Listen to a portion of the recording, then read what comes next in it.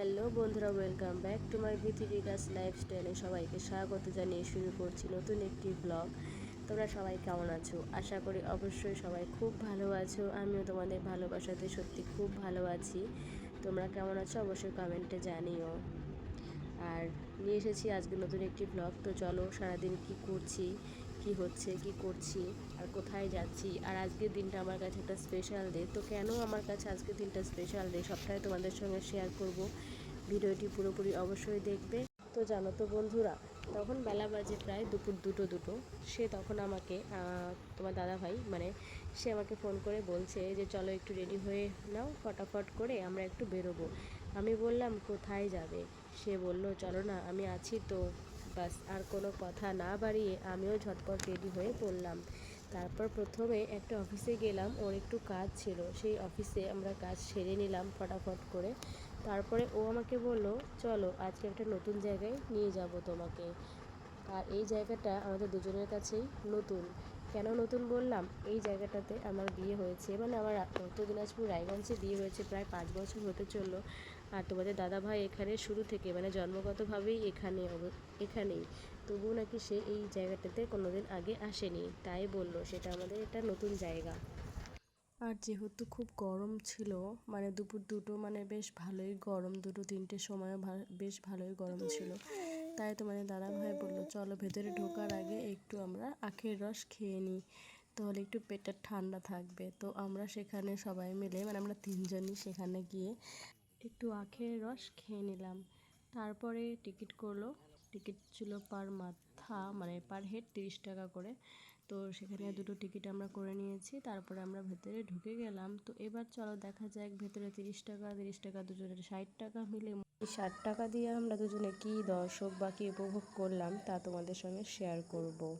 অনেক কিছুই দেখলাম, তবু সব কিছু তো আর বলা যায় না, বুঝিয়ে নিতে হয়।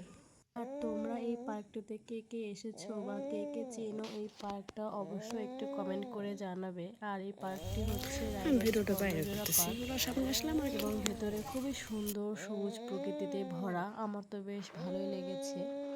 তবে কি বলতো, এই পার্ক হচ্ছে না কাপলদের জন্য ঠিক আছে, গার্লফ্রেন্ড বয়ফ্রেন্ড এদের জন্য একদম পারফেক্ট। এই শান্ত নিরিবিলি পরিবেশে সবুজ ঘেরা প্রেমের পরিবেশ, একটা সত্যি এক কথায় অপরূপ পরিবেশ। এখানে এসে প্রেমিক প্রেমিকেরা মান ভাঙানো, রাগ ভাঙানো, কারো অভিমান বুঝে নেওয়া, এই সব কিছু মনোরম পরিবেশে এসে সবাই সব কিছুই ভুলে যাবে। আর হ্যাঁ জানো তো বন্ধুরা, তোমাদেরকে একটা কথা বলা হয়নি। কেন বললাম আজকের দিনটা স্পেশাল বলো তো?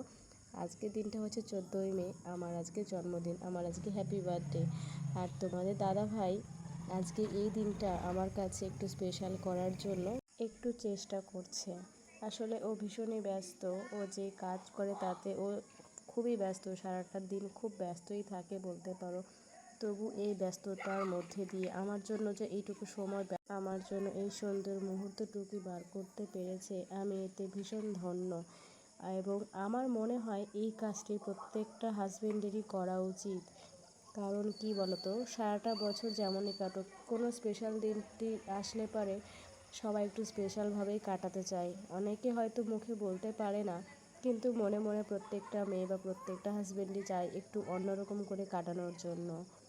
কারণ শুধু শুধু দুটো ভাত আর একটা কাপড়ের জন্য কোনো মেয়ে তার পরিবার পরিজন বন্ধুবান্ধব তার সমস্ত কিছু ভালো লাগা ভালো সব কিছু ছেড়ে সে শ্বশুরবাড়িতে চলে আসে, এবং এখানে এসে শুধু চায় একটু ভালোবাসা আর একটু যত্ন আর একটু সম্মান।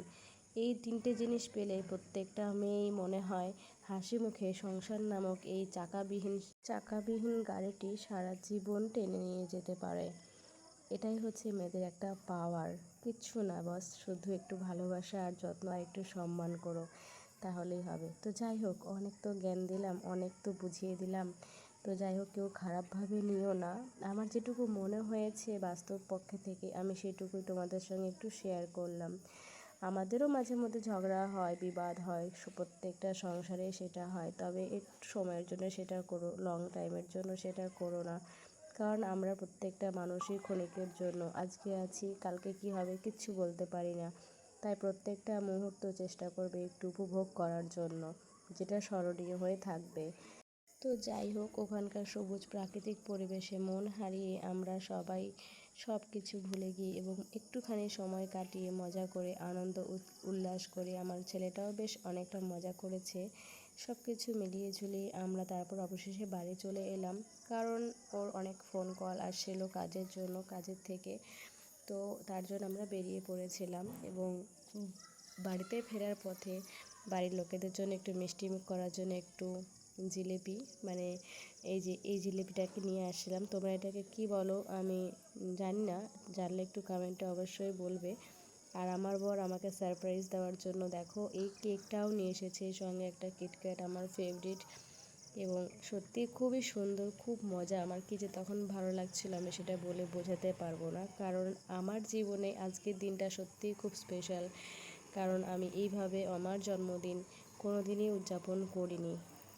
আর কেমন লাগলো আমার এই পুরো ভিডিওটি অবশ্যই ভালোবাসা দিয়ে পাশে থেকো বন্ধুরা। টাটা, বাই, দেখা হবে আবার।